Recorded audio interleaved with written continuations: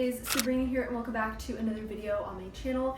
In this video, I'm going to be taking you guys through a week of what I bake from scratch here at home for my family. Honestly, these videos are a little difficult to film because I do have kids that I have to take care of, and it's hard to have the camera out. But I'm going to try my best because I know that I love to watch what other moms are cooking and baking for their families.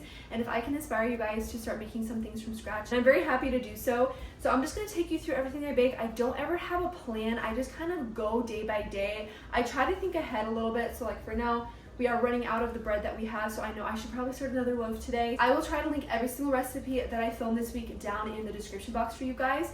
And yeah, let's just get started. We're gonna be making sourdough sandwich bread. So I have my sourdough starter that I fed first thing this morning. This is a jar that I have for it. It's a gallon glass jar with a wooden lid. I really like this size because I can feed it and not worry about it ever overflowing. And I mostly keep it in the fridge and take it out when I have to feed it. So let's just start with cubing butter. I never really have softened butter that's ready for use.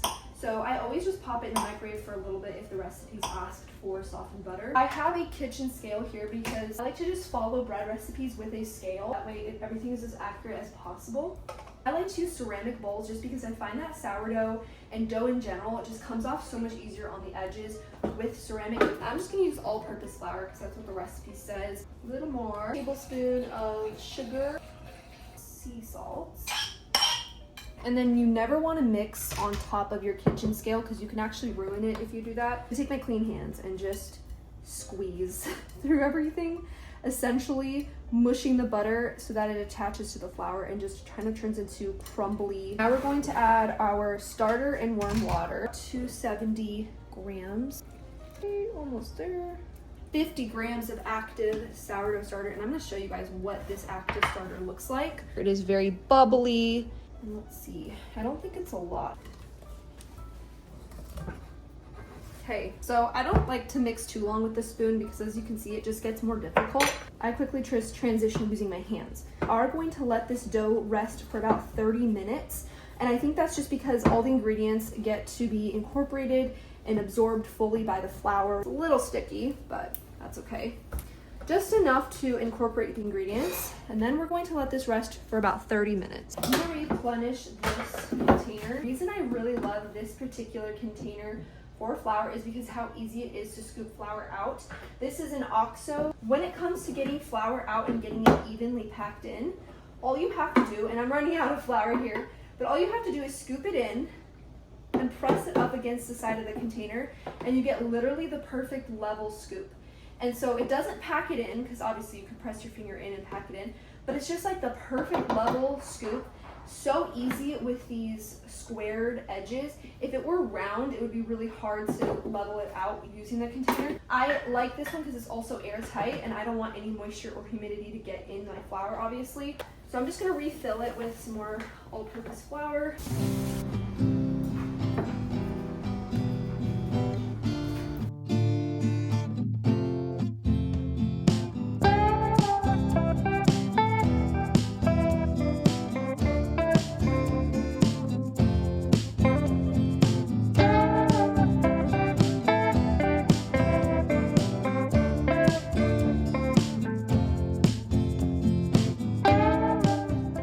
Okay guys, now that this has been rising for about 6 hours, normally I would like it to rise for even longer, but I kind of have to go somewhere tonight, and I'll be back this evening to bake it tonight. Start by wetting our countertop space, is pour it out to get all these air bubbles out. And what you're gonna want to do is just make it look like a rectangle. This is gonna push all those air bubbles out that you don't really want in sandwich bread. Go ahead and grease and fold it into the middle on itself. Take the left side and do the same thing. Don't overlap it. This and kind of just tightly roll it up, keeping tension. Grab your loaf pan and toss it in. Really try and get those ends tucked in. Cover it nice and tight because it's going to be here for another couple of hours. You don't want it to rise too much. I would say like just an inch. It's currently 9 p.m. and I am just now getting to baking this. So like I said, we started this dough at the beginning of the day and now it is fully risen. You don't want it to rise any more than like an inch over. So I'm going to take a serrated knife because this is what I have. And I'm just going to score the bread. There goes the oven. It's ready to be baked. And so I'm just gonna score it 3 times. At 375 for 45 to 50 minutes. Hey guys, I just wanted to show you the finished product. This smells incredible. Literally turned out so perfect. Rose exactly how it needed to. I'm gonna transfer it onto my wooden cutting board here and let it cool down for a couple of hours before I try to put it away. You never want to put moist, damp, or hot bread in any sort of bag because it will mold faster.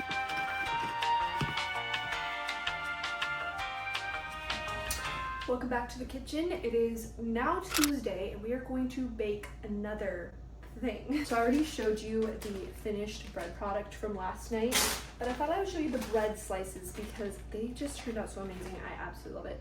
Just look at this. Like, you literally cannot tell me this isn't perfect. And the flavor is incredible. Just the right amount of sourdough tang in there. Turned out 10 out of 10. Today I decided to make some healthy protein cookies. So this is going to be a little dessert for us during the week, but it's gonna have extra added protein in it. The reason I'm doing this is just because I'm struggling to get in that protein intake every day, and I thought these cookies could help me out with that. And my husband also has a major sweet tooth, so I thought I'd make us something a little healthier and sweet to enjoy throughout the week. This is a very simple ingredients. Like, this is literally everything. 1 cup of peanut butter, because it's not very hardened. So if you have a peanut butter like this, it's going to be the easiest option for you to measure out. 2 3/4 cups of sugar. Now in the recipe they have stevia or whatever sugar substitute. I'm going to go and use real brown sugar just because I do not like the way any sugar substitute tastes. I like the real thing, brown sugar or cane sugar, one or the other. Then we're going to use our egg. 1/2 cup of vanilla protein powder, but I don't have vanilla, I only have chocolate. We're gonna use what I have. This is the consistency. A little handful of chocolate chips into there. Definitely a very like crumbly consistency.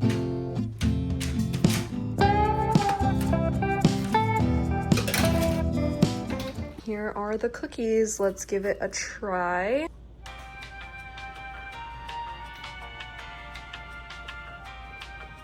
They're actually really good. For a healthier cookie with extra protein, I feel like these fill me up really good. All right, good morning guys. It is Wednesday morning and today I have plans to make tortillas, and I also have plans to start the classic version of the sourdough loaf. The first thing I'm gonna start by doing this morning is feeding my sourdough starter. So I'm gonna show you guys how you do that. Flour and then your starter and water. I know you're supposed to do it like a 1-to-1-to-1 ratio of like how much starter to how much water and how much flour. I just kind of eyeball it, you know? Our water, so I put equal parts water, equal parts flour. I'm gonna let it sit and just feed itself for the next 3 hours at least. Okay guys, so there has been a little change in plans. Instead of making tortillas, I'm actually gonna make pizza dough because I decided to just make pizza for dinner. That just sounds really good right now. So right now, the sourdough starter is alive, it is fed and bubbly, and my starter is pretty mature, so it is fed really fast. It is just this super bubbly. You can just like hear the bubbles in there when you move it around. I'm gonna do the pizza dough in the smaller bowl here and then the bread dough in here. We're gonna start out with bread flour. I use all-purpose flour for pretty much every other recipe, but for this I use specifically bread flour. I'm gonna put 500 grams, 300 grams of water, and I get mine from the fridge just so it's filtered. When it comes to my bread, I like to use a wooden spoon because I feel like it's just easier for me to mix because this will get pretty difficult to mix in a little bit here. As you can see, this is just flour and water right now. And the way I mix it is I kind of just stab it into itself. So now that I've kind of brought it together into a ball like this, I'm gonna let it sit for about 30 minutes before adding the starter. They say that if you allow it to sit before adding the starter, the water will hydrate the flour a little better. But we're gonna set that aside and start mixing up our pizza dough. Ooh, this pizza recipe actually calls for discard, but I'm gonna use this fed starters. I always like to put a little more salt than what the recipe calls for.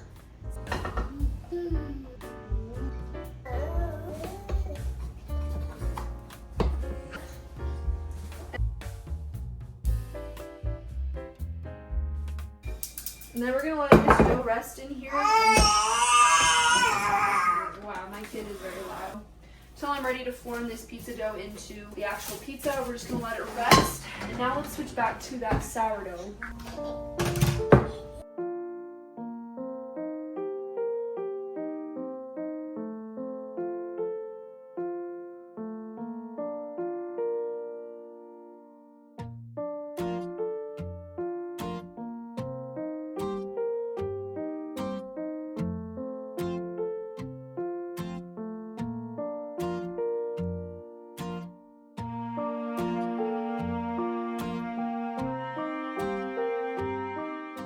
Now taking our pizza dough, I'm gonna roll this out and prepare the pizza for tonight's dinner.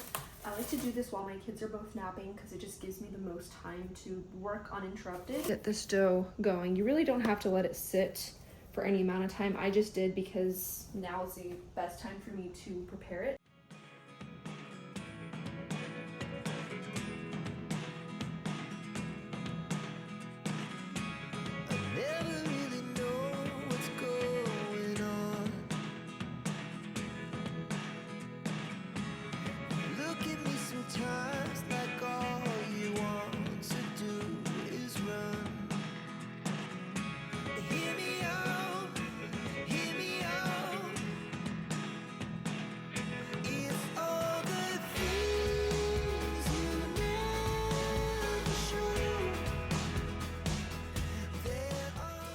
Good morning, guys. It is a Friday and I literally just woke up, so please just excuse this voice, this look, everything. Yesterday was Thursday. I didn't bake anything, but today we are going to bake that sourdough loaf that we started on Wednesday. I usually let that dough ferment for at least 2 days, sometimes even 3 or 4 days. Let it sit on the counter overnight and then I stick it in the fridge until I'm ready to bake it.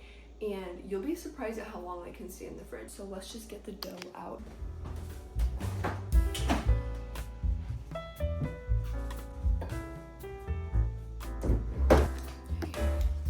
You guys can just see how gorgeous this is, like, oh, so bubbly and amazing. And we want to be careful not to pop those bubbles. Wet your countertop. This is literally bring a splash of water, like quite a bit of water. We shape it, and then never press down the dough. Always make sure if you like stick it, you kind of just slightly attach it to this side. Don't press it too much. I love working with cold dough. It's actually so much easier. So we have a beautiful little shape here. Cover this with some flour. I'm gonna put my Dutch oven with the lid on into the oven and turn it to 450. I'm gonna just cover this and then we'll return to it. I'm just gonna dump the dough on here, and what I really love about this basket, as you will see, creates just beautiful flour ridges that I think look really pretty on there. I'm going to score the center of the bread, and you want to do this just so that you can have steam being released from inside the bread and it doesn't crack oddly. Also, what I'm doing right now is just creating a design. You definitely don't have to do this, but I just like to do some sort of little design to make it look pretty. Okay, let's transfer this into the Dutch oven.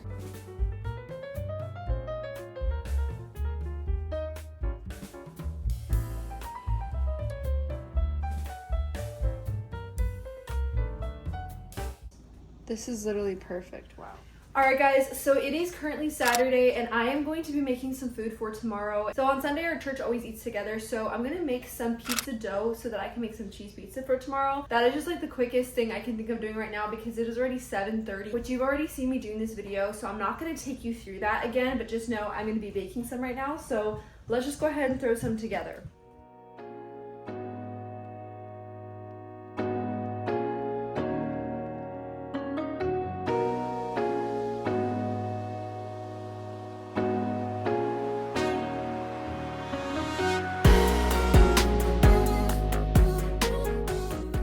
Like I said, I'm not going to show you the full process, but we have our pizza dough here. One last thing I wanted to make in this video before we end this week of baking is granola, because technically you have to bake granola. Keep our granola in this little glass airtight container up on my shelves, and as you can see, we are running out. My family loves granola, and it's one of those staple things that I tried to bake. I do have a specific granola recipe that I kind of made myself, But I'm not gonna follow that recipe today. I'm just gonna kind of throw whatever I have into a bowl. Granola is super easy like that. You can just throw what you have into a bowl, mix some peanut butter, honey, whatever, maple syrup in there, and you're good to go. Oats here, the rest of these mixed nuts. I'm gonna try craisins, I guess, for the first time. We'll see if I like these. Pumpkin seeds in there, peanut butter here. Salt always. Let's throw some cinnamon in there. It's either honey or coconut oil that I'll use, and I just want to use honey this time.